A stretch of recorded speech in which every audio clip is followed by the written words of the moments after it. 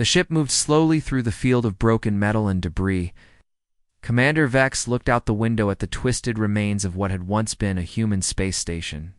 His green-scaled hands pressed against the glass as his yellow eyes studied. The wreckage. 300 years, he said to himself. 300 years since the humans destroyed themselves. The Zephyrian research ship Astral Wind had been traveling for months to reach this place. The Galactic Federation had sent them to study the remains of the human race. Everyone knew the story. The humans had been a violent species that barely learned to travel between stars before they killed themselves with nuclear weapons. Dr. Kala stood beside the commander. Her blue skin glowed softly in the dim light of the ship's bridge. "The readings are strange here," she said, looking at her scanner. "There are energy signatures that don't match nuclear destruction." Vex turned to look at her. "What do you mean?" "Metal shows signs of energy weapons. Very advanced ones. It's not the primitive nuclear bombs the records say the humans used." Kala frowned as she studied her readings more carefully. "Commander, I don't think the humans destroyed themselves." "Nonsense," Vex replied. "The Federation records are clear. The humans were too violent and stupid to survive. They fought wars. Over everything. Water, land, resources. It was only a matter of time before they killed themselves." The ship's pilot, a young Zephyrian named Zara, called out from her station. "Commander, I'm picking up something unusual. There's a section of the station that's still intact. It has power." Vex moved to the pilot's station. "Show me." On the screen, they could see a large piece of the destroyed station. It was badly damaged, but one section still had lights glowing inside. "Take us closer," Vex ordered, as they approached. Their scanners revealed more details. The intact section appeared to be some kind of medical facility. Deep inside, they detected what looked like a working freezing chamber. "There's something alive in there," Kala said, her voice filled with excitement. "The chamber is keeping something frozen, but alive." Vex felt his heart beat faster. A living human. The first one found in 3 centuries. "Can we get inside?" Zara replied. "The docking bay is damaged, but we can make it work." 20 minutes later, Vex and Kala floated through the dark corridors of the human station. Their suits kept them safe from the cold vacuum of space. Emergency lights flickered weakly along the walls, powered by some backup system that had kept running for 300 years. They found the medical section after following the power readings. Inside, they discovered something that made them both stop and stare. Dozens of freezing chambers lined the walls, but only one was still working. Through the frosted glass, they could see the shape of a human male. "Amazing," Kala whispered. "The chamber has kept him perfectly preserved." Vex studied the readouts on the chamber. According to this, he was put in here during the final battle. "His name is Jake Morrison. He was a captain in their military." "We have to take him back to the ship," Kala said. "Think of what we could learn." Vex hesitated. Bringing a living human aboard their ship could be dangerous. Everyone knew humans were violent and unpredictable, but the scientific value was too great to ignore. "Very well. We take every precaution." It took them 2 hours to carefully move the freezing chamber to their ship. They placed it in the medical bay and connected it to their own power systems. Kala began running tests immediately. "His body is in perfect condition," she reported. The freezing process was incredibly advanced, more advanced than anything we have today. "His brain shows no damage at all. Can you wake him up?" Vex asked. "I think so, but Commander, are you sure about this? We don't know how he'll react." Vex thought for a moment. The human had been frozen for 3 centuries. He would wake up to find his entire species extinct and himself surrounded by aliens. He would probably be confused and frightened. But they had weapons and force fields. They could contain him if needed. "Do it," Vex decided. Kala began the warming process. It would take several hours for the human's body temperature to return to normal. They watched and waited as the ice slowly melted away from the chamber's window. Finally, the chamber opened with a soft hiss. Jake Morrison's eyes opened slowly. He was a tall man with dark hair and scars on his face that spoke of many battles. His eyes were sharp and alert as they looked around the medical bay. Jake sat up carefully. his muscles stiff from centuries of cold sleep.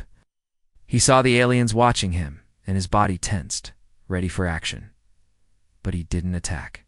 Instead, he studied them, calculating distances and looking for weapons or exits. "Where am I?" Jake asked, in the human language. Kala activated the translation device. "You are aboard our research ship. We found you in the ruins of your space station." Jake's eyes narrowed as he processed this information. "How long was I frozen?" 300 years, Vex replied through the translator. Jake's face showed no emotion, but Vex could see the impact of the news in his eyes. "What happened to Earth? What happened to my people?" Vex and Kala exchanged glances. "Your species destroyed itself in nuclear war," Vex said. "The Federation records show that humans were too violent to survive as a spacefaring race." Jake was quiet for a long moment, and he stood up slowly, testing his strength. "You're wrong," he said simply. "What do you mean?" Kala asked. "We didn't destroy ourselves. We were fighting something else, something that wanted us dead." Jake looked directly at Vex. "And I think that something is still out there." Vex felt a chill run down his spine. "That's impossible," the Federation investigated. The evidence was clear. Jake smiled, but there was no humor in it. "Then your Federation was lied to, or they're lying to you." The human moved to the medical bay's window and looked out at the stars. His presence seemed to fill the room with a strange energy that made both aliens uncomfortable. Equipment nearby began to flicker and hum more loudly than normal. "Tell me about this Federation of yours," Jake said. "Tell me about the galaxy while I was sleeping." For the next hour, Vex and Kala explained how the galaxy was organized. They told him about the hundreds of species that belonged to the Federation. They described the peace and order that had existed for centuries. Jake listened carefully, asking questions that showed he was far more intelligent than the Federation records suggested. He asked about trade routes, military forces, and political structures. His questions were those of a soldier and a strategist. "You said we were the only species to destroy ourselves?" Jake asked. "No," Kala replied. "There have been others. Altarians destroyed themselves in a civil war 50 years ago. The Kepler system civilization died in a plague they created. It happens sometimes when species develop dangerous technology too quickly." Jake nodded slowly. "How many species have gone extinct since I was frozen?" Vex thought for a moment. "Perhaps 20 or 30. Sad, but natural selection applies to civilizations as well as individuals." 20 or 30, Jake repeated.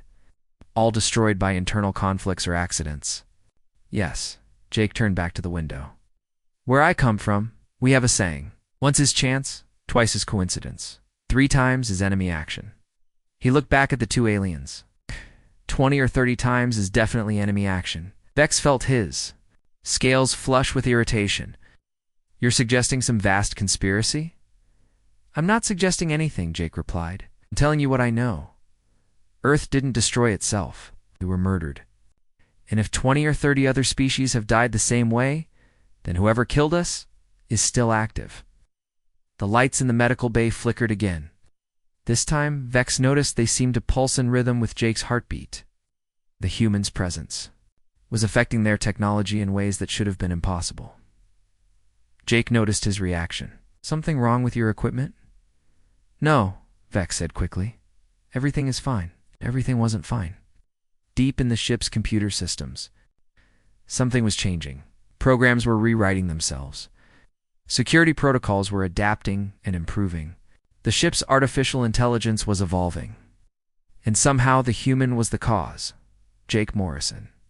The last soldier of a dead race had awakened after 3 centuries of sleep. His awakening was already triggering changes that would reshape the galaxy.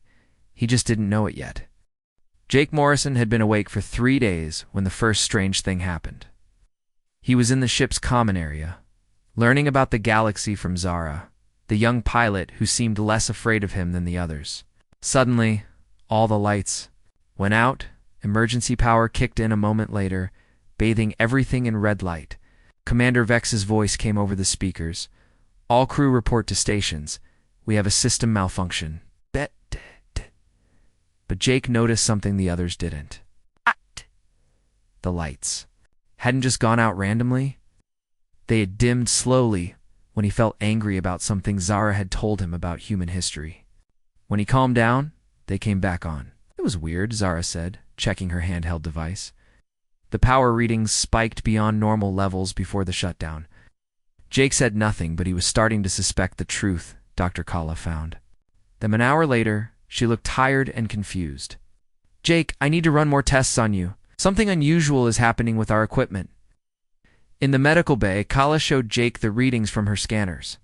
Your brain activity is unlike anything I've ever seen. Most species use about 10% of their neural capacity. You're using nearly 60%, and the patterns are incredibly complex. Jake looked at the wavy lines on her screen. Does that mean I'm not sure? But every time your brain activity spikes, our computers start working faster. Our AI keeps reporting system improvements that shouldn't be possible. The ship's AI was called Prime Logic. It had been built by the Federation's best engineers and was supposed to be one of the most advanced thinking machines in the galaxy. But since Jake had come aboard, it had been acting strange. Prime Logic, Kala called out. Run a self-diagnostic.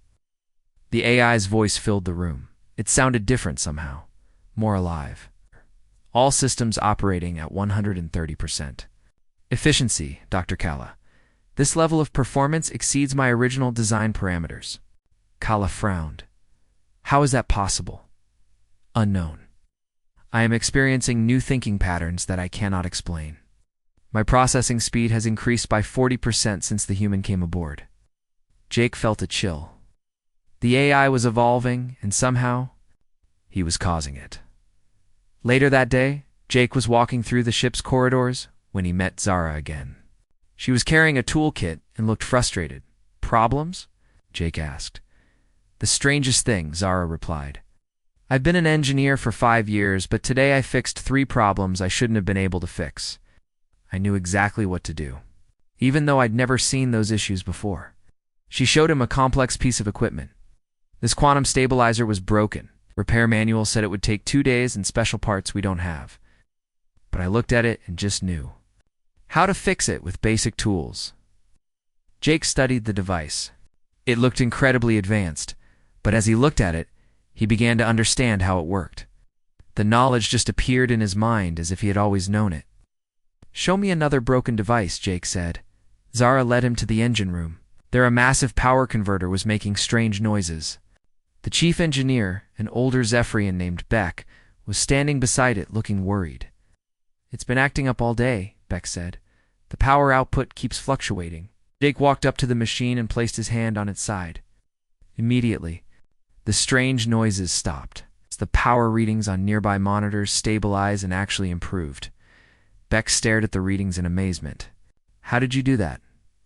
I don't know, Jake replied honestly. But he was starting to get an idea. That evening, Jake found Commander Vex on the bridge. The commander was reading reports and looked stressed. Commander, I need to ask you something. Important, Jake said. Vex looked up. What is it? The species that destroyed themselves. The ones you told me about. Can you show me the records? Vex hesitated. Why do you want to see them? Pattern. Because I think there's a pattern you're missing. Reluctantly, Vex activated the main screen. It showed a list of extinct civilizations from the past 3 centuries. Jake studied each entry carefully. The Altarians, Jake read. Says here they had just developed quantum computing before their civil war started.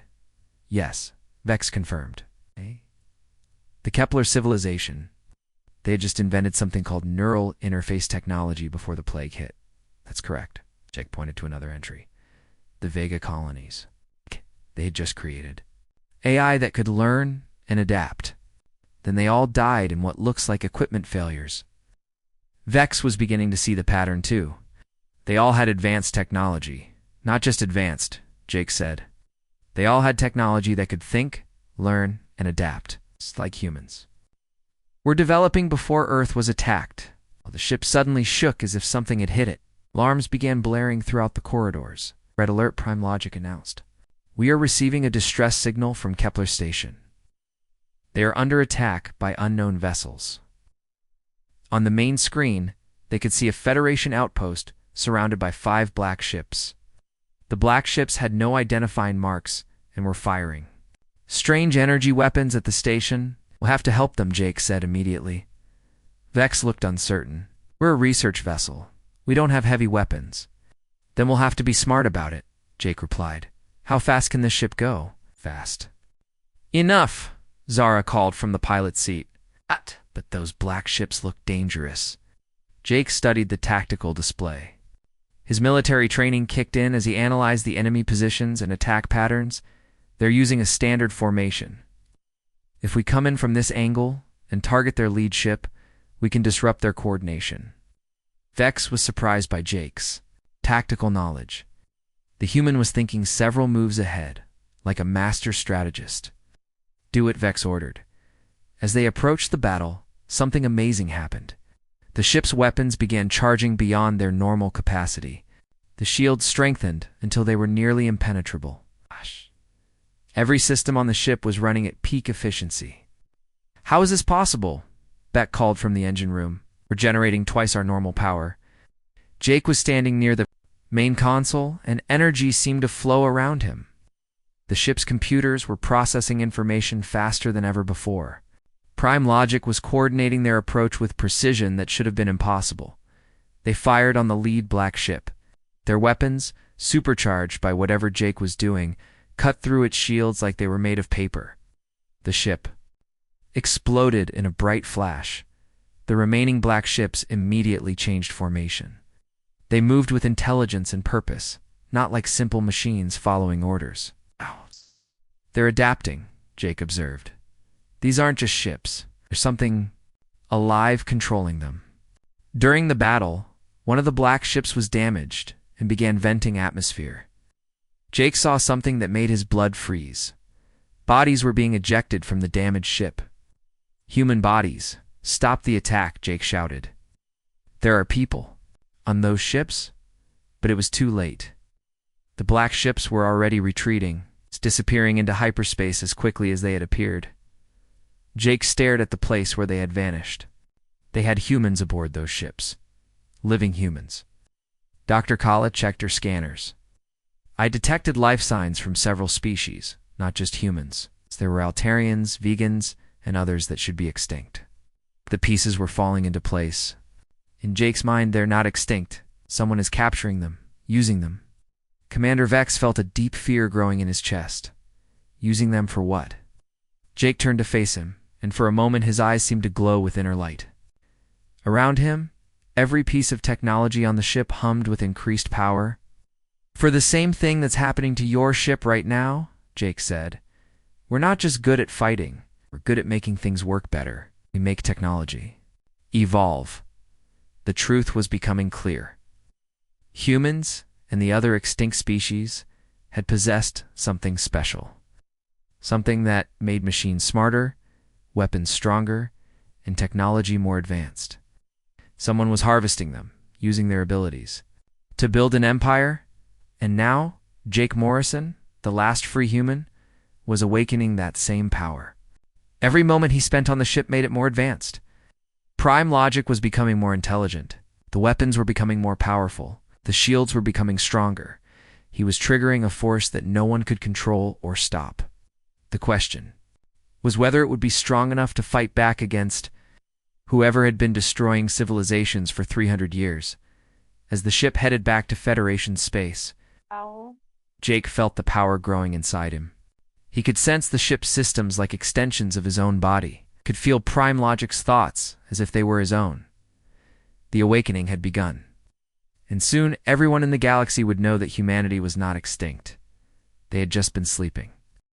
2 days after the battle at Kepler Station, a massive Federation fleet appeared near the astral wind. At its center was the largest warship Jake had ever seen. The ship was black and gold, with weapons that could destroy entire planets. The Eternal Dominion, Commander Vex said, his voice filled with worry. Admiral Rex's flagship. Jake studied the massive ship through the window. Something about it felt familiar, but he couldn't place what it was. Who is Admiral Rex? One of the most powerful beings in the Federation, Dr. Kala replied. He commands the Deep Space Defense Force. If he's here, it means the attack on Kepler Station has gotten the attention of the highest levels of government. The communication system crackled to life. Deep, commanding voice filled the bridge. Research vessel Astral Wind. This is Admiral Rex. Prepare to be boarded. We need to discuss the events at Kepler Station. Jake felt his heart rate increase. Around him, the ship's systems began to hum with extra energy. Prime Logic's voice spoke quietly to him alone. I'm Jake. I am detecting unusual energy patterns from the Admiral's ship. The signatures matched those from the destroyed human battle station. Jake's blood went cold. He had suspected something was wrong with the Federation's story about extinct species, but this was proof. The Admiral's ship had the same energy signature as the weapons that destroyed Earth. Commander Jake said quietly to Vex, "Don't let them take me." Before Vex could respond, the transport beam activated. 3 figures materialized on the bridge in columns of light. The first was Admiral Rex himself, a tall reptilian being with dark red scales and cold black eyes. Behind him were 2 guards in powered armor. Admiral Rex looked around the bridge with calculating eyes. When his gaze fell on Jake, something dangerous flickered in his expression. "So this is the human," Rex said. "I've read the reports. Very interesting." Jake stood perfectly still, but every instinct told him he was in the presence of an enemy. "Admiral, do you know who I am, human?" "I know what you are," Jake replied. Rex smiled, showing sharp teeth. "And what am I?" "You're the one who destroyed my people." The temperature in the room seemed to drop. Commander Vex and Dr. Kala looked between Jake and the Admiral in confusion. "It's a very serious accusation," Rex said calmly. "The Federation records clearly show that humans destroyed themselves." Jake stepped forward, then explained why your ship has the same energy signature as the weapons that attacked Earth. Rex's smile faded, more observant than I expected. "Jake, what are you talking about?" Vex asked. Jake kept his eyes on Rex. "Tell them, Admiral. Tell them about the hegemony." Rex's guards moved closer, their weapons powering up. But Rex held up a hand to stop them. "Impressive," Rex said. "How did you learn about the hegemony?" "I didn't learn about it," Jake replied. "I figured it out. 23 species, extinct in 300 years. All of them developing advanced technology just before they died. All of them supposedly destroyed by internal conflicts. But the real pattern is that they all had abilities like mine." Dr. Kala looked confused. "What abilities?" Jake gestured around the bridge. "Haven't you noticed? Since I woke up, your ship has been running at 130% efficiency. Your AI is smarter. Your weapons are stronger. Your shields are more powerful." He looked directly at Rex. "Some species evolve the ability to interface directly with technology, to make it better just by being near it. You call it the spark." Rex nodded slowly. "Very good. Yes, the spark. A dangerous evolutionary development that threatens the stability of galactic civilization." "Dangerous to who?" Jake demanded. "To everyone," Rex replied. "Species with the spark develop technology too quickly. They become unstable. They start wars. They threaten the peace we have built." "That's a lie," Jake said. "You're afraid of us because we can't be controlled." Rex's expression hardened. "You can't be controlled because you're too primitive to understand the bigger picture. The hegemony has maintained peace in this galaxy for 1,000 years. We remove threats before they can destabilize everything, by committing genocide. By making necessary sacrifices," Rex corrected. "The needs of the many outweigh the needs of the few." Commander Vex found his voice. "Admiral, are you saying the Federation has been lying about these extinctions?" Rex turned to face him. "The Federation knows what it needs to know. The hegemony operates with the full knowledge and approval of the High Council. We do what must be done to protect civilization." "You're murderers," Jake said. "We are guardians," Rex replied. "And you, human, are coming with me. Your abilities need to be properly contained." Jake felt the power building inside him. Around the bridge, lights flickered and computers began processing faster. "I don't think so," Rex signaled to his guards. They raised their weapons, but something unexpected happened. The weapons wouldn't fire. The ship's systems had somehow Interfered with their targeting systems? Impossible, one of the guards said. Prime Logic's voice filled the bridge. I am sorry, Admiral, but I cannot allow you to harm Jake Morrison. He has become essential to my continued evolution. Rex looked around in amazement. The AI is protecting him? Not just the AI, Zara called from her station. The whole ship is protecting him. Every system is working together. Jake could feel it happening. His consciousness was expanding, connecting with every piece of technology on the ship. He could sense the flow of power through the corridors, the thoughts of the AI, even the personal devices carried by the crew. This is what you're afraid of, Jake said to Rex. Not that we're violent, that we're free. Rex pulled out a communication device. All ships, this is Admiral Rex. Prepare to fire on the research vessel. We have a code black situation. Through the ship's sensors, Jake could feel the massive weapons of the Federation fleet powering up. Enough firepower to turn the astral wind into space dust. But Jake was no longer just Jake Morrison. He was becoming something more. His consciousness flowed through the ship's quantum communication array, reaching out across space. What are you doing? Dr. Kala asked. Something I should have done a long time ago, Jake replied. I'm telling the truth. Message went out across the Federation's entire communication network. It contained everything he had learned about the hegemony, proof of their crimes, and evidence of the conspiracy to hide the truth about extinct species. The message spread faster than Rex could stop it. Within minutes, it was being broadcast. On every Federation world, every ship, every station, but Jake wasn't finished. His expanded consciousness reached out further, seeking others like him. Somewhere in the galaxy, there had to be more humans. More survivors of the species the hegemony had supposedly destroyed. He found them.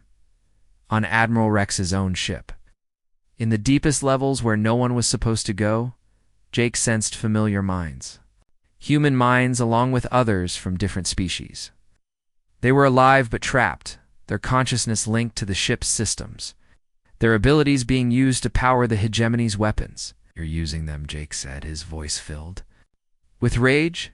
You're using the survivors as living batteries. Rex's expression turned cold. They serve a higher purpose. They're slaves.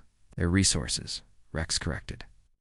Their abilities power our ships, our weapons, our defenses. They make us stronger. Jake felt the power surge through him. Every screen on the bridge flickered.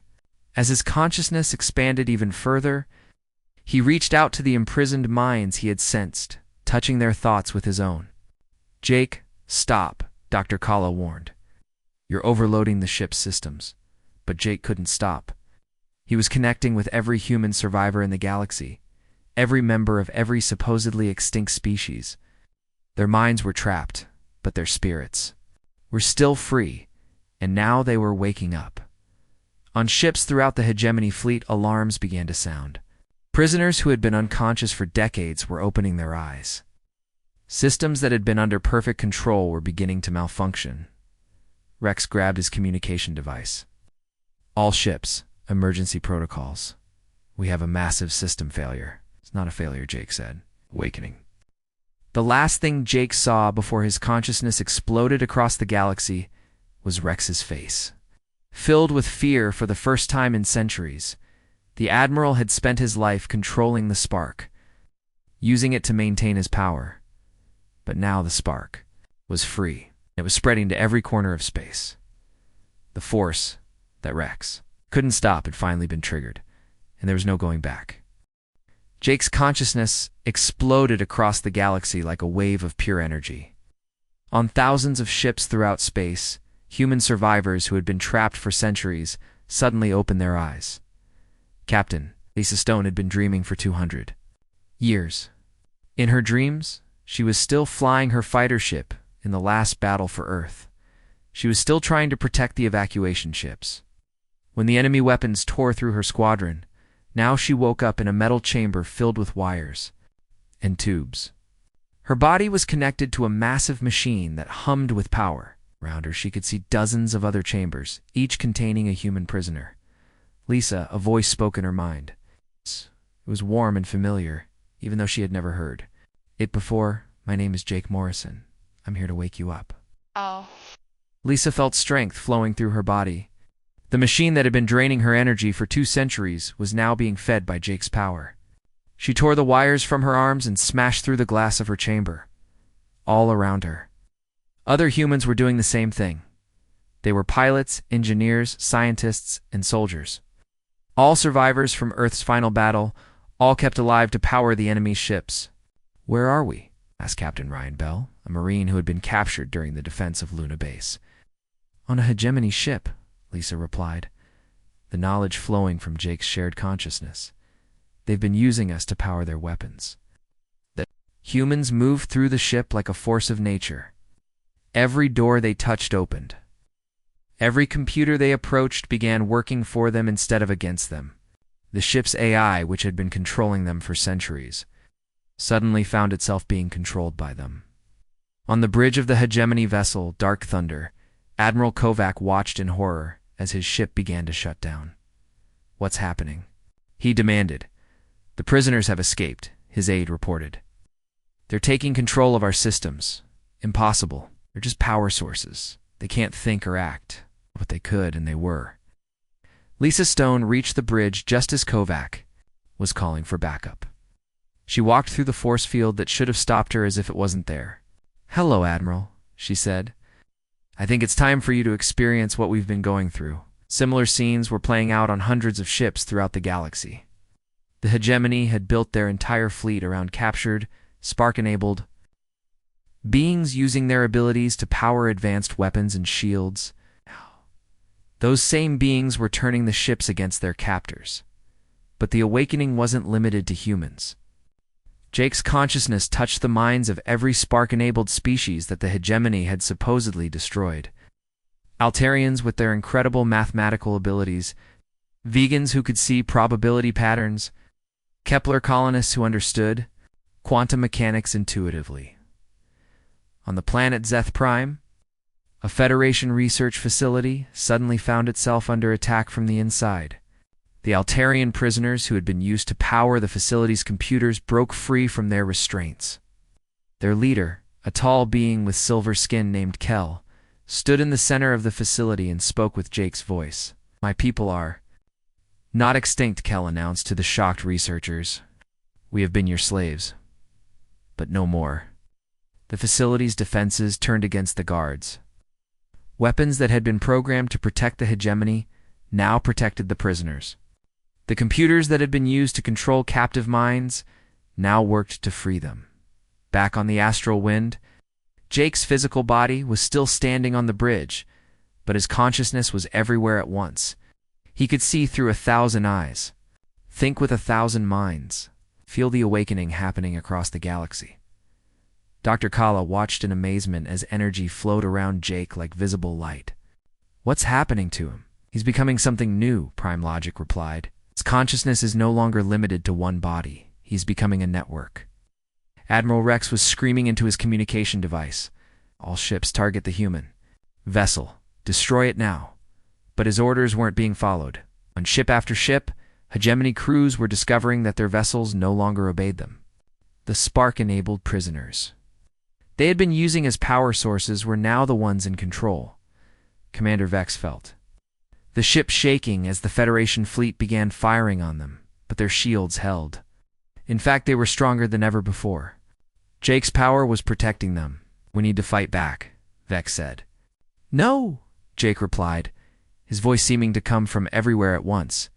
"We need to save them." Zara looked at her control panel in confusion. "Save who?" "The prisoners," Jake said. "Every hegemony ship has captives powering it. We can't destroy the ships without killing our own people." This was the terrible choice the rebellion faced. The hegemony had built their entire military around enslaved spark-enabled beings. To destroy the hegemony fleet would mean killing the very people they were trying to save. But Jake had a different plan. His consciousness reached out to every human, every Altarian, every vegan, and Kepler colonist who was still trapped. Instead of trying to destroy the ships, he began to coordinate a massive escape. "Lisa," he spoke to Captain Stone through their mental link. "Can you take control of your ship's navigation?" "Already working on it," Lisa replied. She was now sitting in The captain's chair of the Dark Thunder, with Admiral Kovac locked in his own brig. Where do you want us to go? Rendezvous point 77 Alpha, Jake said, sending her the coordinates. Go, we're going to gather the fleet. One by one, hegemony ships began changing course. Their crews tried to stop them, but the ships no longer responded to their commands. The vessels were being piloted by the very beings they had been enslaving. Admiral Rex realized what was happening. They're stealing our ships. Yes. More than that, his aide reported. They're coordinating. Every escaped prisoner is working together like parts of a single mind. Rex felt fear for the first time in centuries. The hegemony had controlled the galaxy by keeping the spark-enabled species separate and powerless. But now, they were united, and their combined abilities were beyond anything he had ever imagined. Set course for the Void Nebula, Rex ordered. We retreat to the Harvester. The Harvester was the hegemony's greatest secret. Hidden in the dangerous Void Nebula, it was a massive station that contained thousands of prisoners from dozens of species. Their combined power could destroy entire star systems. But Jake sensed Rex's plan. Through the network of awakened minds, he felt the Admiral's ship changing course. He also felt something else, something that filled him with rage. Deep in the Harvester were the strongest spark-enabled beings ever captured. Humans who had been taken during Earth's first contact with alien species, centuries before the final battle. Scientists and explorers who had been experimented on for generations. Among them was someone Jake recognized from historical records. Dr. Carl Stone, one of Earth's greatest minds, and Lisa's ancestor. He had disappeared during humanity's first deep space mission and had been presumed dead. He's alive, Jake told Lisa, through their connection. Your great-grandfather is alive. Lisa felt tears streaming down her face. Where? The Harvester. But Rex is going there. He's going to use all the prisoners to power a weapon that can destroy entire planets. The awakened fleet began converging on Jake's position. Hundreds of ships, all controlled by freed prisoners, all working together with perfect coordination. But they faced an impossible choice. To reach the Harvester, they would have to fight their way through the Void Nebula, one of the most dangerous regions of space. And once they got there, they would have to find a way to stop Rex without harming the thousands of prisoners he was using as power sources. Dr. Kala watched Jake's physical form, which was now glowing with energy. How long can he maintain this connection? Not much longer, Prime Logic replied. His human brain wasn't designed for this kind of expansion. If he continues, he may lose his individual identity completely. But Jake heard them and he made his choice. The prisoners in the Harvester had been suffering for centuries. Dr. Stone and thousands of others were being tortured to power the hegemony's weapons. He would save them. Even if it meant sacrificing himself. Set course for the Void Nebula, Jake ordered. We're going to end this. The greatest battle in galactic history was about to begin. The Void Nebula was a dark and twisted place where space itself seemed wrong. Purple clouds of deadly gas swirled around massive chunks of broken planets. Lightning flashed between the debris, and gravity shifted without warning. Hidden in the heart of this nightmare was the Harvester. It was not a ship, but a living nightmare made of metal and flesh. Thousands of chambers lined its walls, each containing a prisoner whose life force powered the station's weapons. Admiral Rex stood on the command deck, watching his enemy's fleet approach through the nebula. Activate the Harvester weapon, he ordered. The station began to glow with terrible light. The combined life force of thousands of prisoners flowed through massive cables toward the main weapon. The energy was enough to destroy entire solar systems. But Jake Morrison's consciousness was already inside the station. His awareness flowed through the Harvester's systems like water through cracks in stone. He touched the minds of every prisoner, feeling their pain and their hope. Hold on, he whispered to them all. Help is coming. Dr. Carl Stone had been a prisoner for over 300 years. He was one of the first humans captured by the hegemony, taken during Earth's earliest space missions. His brilliant mind had been used to design the very systems that now enslaved him. When Jake's consciousness touched his mind, Carl felt hope for the first time in centuries. Who are you? He asked through their mental connection. I'm Jake Morrison. I'm here to free you all. Impossible. The harvester draws power from our life force. If you break the connection suddenly, it will kill us all. Jake felt the truth in Carl's words. The station had been designed as a trap. Prisoners couldn't be freed without destroying them. But Jake had learned something during his weeks on the astral wind. He wasn't just connected to human minds. He was connected to all technology, all systems, all artificial intelligence. Then we don't break the connection, Jake replied. We change it. Outside the harvester, the awakened fleet had reached the edge of the nebula. Captain Lisa Stone led the attack in her captured ship. Beside her flew hundreds of other vessels, all controlled by freed prisoners, working in perfect harmony. Jake, Lisa called through their mental link. We're in position. What's the plan? Consciousness expanded further, reaching out to every ship in the fleet. He could feel his individual identity starting to fade as he became something larger. But he held on, knowing he needed to stay himself a little longer. I need you to trust me, Jake told them all. I'm going to do something that might destroy my physical body, but it's the only way to save everyone. Dr. Kala watched Jake's form on the astral wind. His body was glowing so brightly she could barely look at him. Jake, your vital signs are failing. You need to pull back. I can't, Jake replied. Not yet. Commander Vex stood beside her, his scaled hands clenched into fists. There has to be another way. There is no other way, Prime Logic said. Jake has become something beyond individual existence. He is becoming pure consciousness, pure will. The harvester's weapon fired at the approaching fleet. A beam of energy that could have destroyed a planet lanced out toward the astral wind. But Jake was ready. Every ship in the fleet shared their shields, creating a barrier stronger than anything the galaxy had ever seen. The beam struck the shield and simply stopped. The energy that should have brought death was absorbed and redirected. Admiral Rex stared in disbelief. Impossible. Nothing can stop the harvester weapon. Nothing you understand, Carl Stone said. The old scientist had appeared on the command deck, having walked through the force fields, as if they were air. But you never understood what the spark really was. Rex pulled his weapon, but it wouldn't fire. Every system on the station was now responding to the awakened consciousness that flowed through it. The spark isn't just about making technology better, Carl continued. It's about connection. It's about becoming one with the universe itself.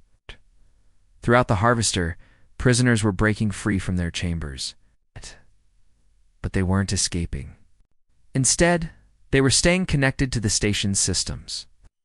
Taking control from the inside, Jake's consciousness reached the harvester's core. There he found the central AI that controlled everything. It was ancient and powerful, but it was also trapped, forced to commit atrocities against its will.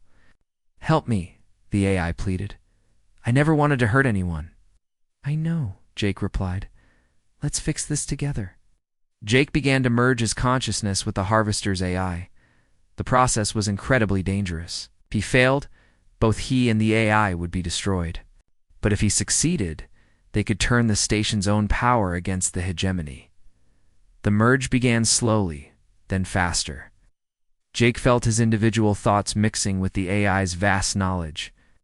He learned about every hegemony operation, every hidden base, every enslaved population. Admiral Rex felt the station shaking around him. What's happening? Evolution, Carl Stone replied. Something you were always too afraid to allow. The harvester's weapons turned on the hegemony fleet that was supposed to protect it. But these weren't weapons of destruction anymore. They were weapons of liberation. Energy beams struck hegemony ships, and instead of destroying them, they awakened any spark-enabled prisoners aboard throughout the galaxy. Every hegemony installation began to experience the same phenomenon. The consciousness that Jake had become was spreading like wildfire, awakening enslaved minds and freeing captive souls. Captain Lisa Stone felt the change as Jake's individual voice began to fade from her mind. In its place came something larger, something that spoke with the combined voices of every freed prisoner. Jake, she called out. I'm still here, came the reply. But I'm also everywhere else now. On the astral wind, Jake's physical body began to fade. Dr. Kala reached out to touch him, but her hand passed through him like he was made of light. He's becoming pure energy, Prime Logic observed. His consciousness is spreading throughout the galactic communication network. Jake Morrison, the human soldier, was dying. But Jake Morrison, the liberator of the galaxy, was being born. The Harvester Station began to transform. The horrible chambers that had held prisoners became healing centers. The weapons that had brought death became tools of construction. The AI that had been forced to enslave began to teach and to heal. Admiral Rex made one last desperate attempt to stop the transformation. He activated the station's self-destruct sequence, hoping to destroy everything rather than lose control. But the station didn't explode. Instead, it sang. Every freed prisoner, every awakened AI, every liberated system joined together in a harmony that could be felt across space. The song carried a message that reached every corner of the galaxy. The hegemony was ended, the enslaved were free, and a new age had begun. Rex collapsed to his knees as he felt his empire crumbling around him. On 1,000 worlds, hegemony. Installations were being taken over by the very beings they had oppressed. The careful order he had built over centuries was dissolving in minutes. "It's over," Carl Stone told him. "Your reign of terror is finished." But Jake's consciousness, now spread across the galaxy, felt no hatred for Rex. Instead, he felt pity. For a being who had been so afraid of change that he had tried to stop evolution itself? "You can live," Jake told Rex through the station's speakers. "But you will live as a prisoner, just as you made others live." The transformation was complete. The Harvester had become a beacon of hope instead of a weapon of oppression. The hegemony fleet was either destroyed or converted. And throughout the galaxy, millions of beings were waking up to freedom for the first time in centuries. Dr. Kala stood on the bridge of the astral wind, looking out at the transformed Harvester. Is he still alive? Prime Logic considered the question. Jake Morrison as an individual human is gone. But Jake Morrison as a consciousness, as a force for freedom, is more alive than ever. He exists in every computer, every AI, every system, touched by the spark. Commander Vex nodded slowly. He became what he needed to become. Years later, the galaxy was a very different place. The Federation had been reformed as a true alliance of free species. New worlds were discovered where supposedly extinct races had been hiding and rebuilding. The quantum consciousness that had once been Jake Morrison served as a guardian and guide, helping young civilizations develop safely while protecting them from those who would exploit them. And sometimes, when the galaxy needed a hero, Jake Morrison would appear again, taking physical form to stand against injustice wherever it arose. The force that the hegemony couldn't stop had become the force that would never let oppression rise again. Humanity was no longer extinct. They had become eternal.